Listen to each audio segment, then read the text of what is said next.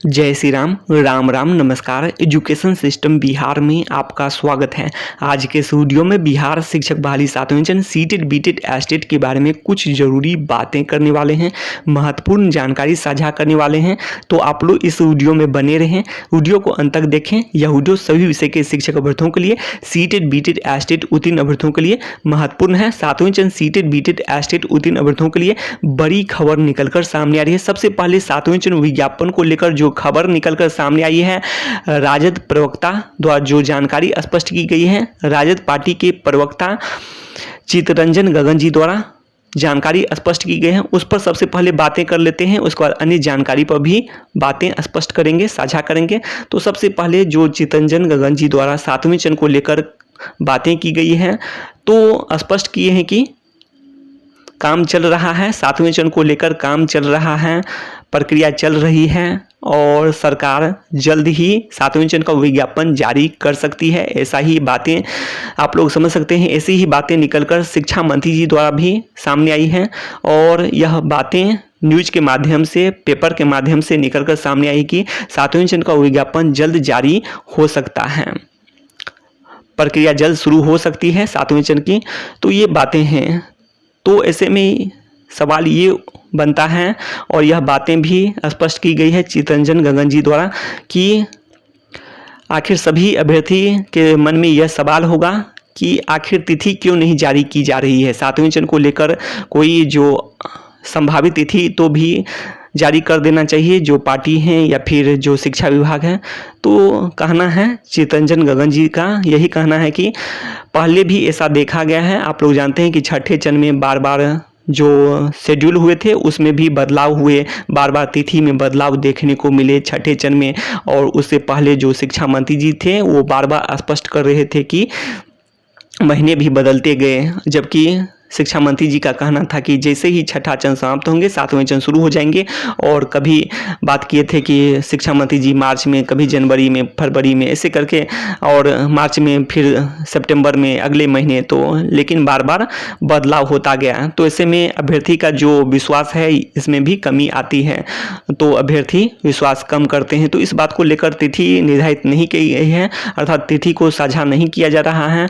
और जल्द ही सभी प्रक्रियाएं जब पूरी हो जाएगी 7वें चरण को लेकर, साथ में आप लोग जानते हैं कि नियमावली भी की खबरें निकलकर सामने आई थी कि नियमावली भी बन रही है। तो ये सब बातें होती है, जैसे कि ड्राफ्ट आप लोग जानते हैं वायरल हुआ था, जिसमें 60% 40% की बातें निकलकर सामने आई थी। प्राइमरी का जो ड्राफ्ट वायरल हुआ था, तो ये सभी जानकारी हैं। तो इसमें भी कुछ समय लगेंगे, तो इस कारण से नहीं स्पष्ट किए जा रहे हैं सरकार द्वारा। लेकिन अभ्यर्थी लगातार प्रयास कर रहे हैं कि 7वें चरण का विज्ञापन जल्द जारी हो जाए और सभी अभ्यर्थी सीटेट बीटेट हो या फिर एस्टेट उत्तीर्ण अभ्यर्थी हो, एस्टेट उत्तीर्ण अभ्यर्थी यह भी मांग कर रहे हैं कि विज्ञापन भी जारी हो, साथ साथ संपूर्ण बहाली हो, जैसा कि 12 मार्च 2021 को नौकरी पक्की।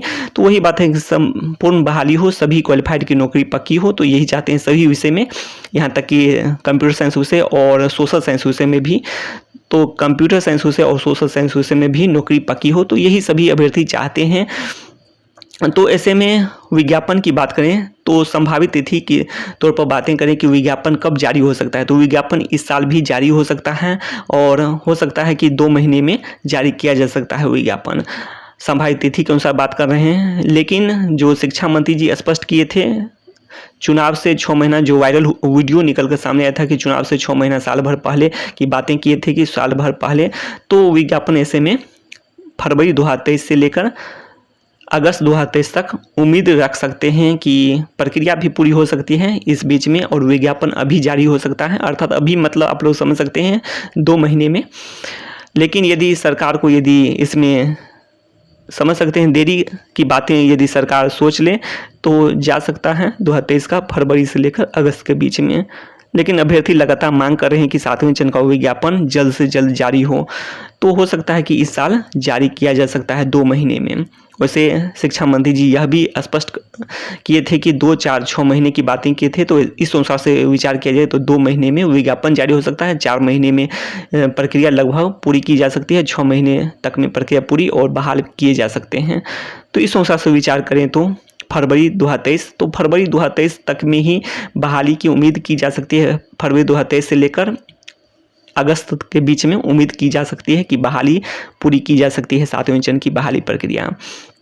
तो यही बातें हैं। तो ऐसे में संपूर्ण बहाली हो काफ़ी समय बीत गए हैं और अभ्यर्थी, जबकि छठे चरण में आप लोग जानते हैं कि शिक्षकों की भी कम बहाली हुई है। 32,714 पदों में से 2716 पदों पर ही बहाली हुई है। सरकार को 30,000 शिक्षकों के वेतन की भी बचत हुई है। तो ऐसे में यदि सरकार द्वारा स्टेट 2019 की सभी क्वालिफाइड की नौकरी पक्की की जाती है तो कोई बड़ी बात नहीं होगी। सरकार के पास जो है पैसे की बचत हुई है, 30,000 करीब शिक्षक के वेतन की बचत हुई है। छठे चरण में काफ़ी कम पदों पर बहाली हुई थी, लेकिन 3 साल तक प्रक्रिया चली है माध्यमिक उच्च माध्यमिक शिक्षकों की। तो यही बातें हैं। तो इस तरह से सभी क्वालिफाइड की नौकरी पक्की की जा सकती है। और पिछले वीडियो में भी बातें किए थे पहले भी कि 50,000 माध्यमिक उच्च माध्यमिक शिक्षकों की ही बहाली होती है अधिकतम, तो सभी क्वालिफाइड की लगभग नौकरी पक्की हो जाएगी।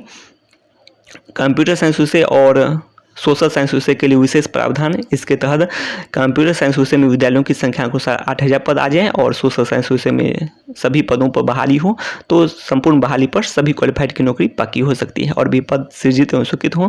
तो यही बातें हैं। तो शिक्षा संबंधी तमाम जानकारी के लिए सब्सक्राइब करें एजुकेशन सिस्टम बिहार को।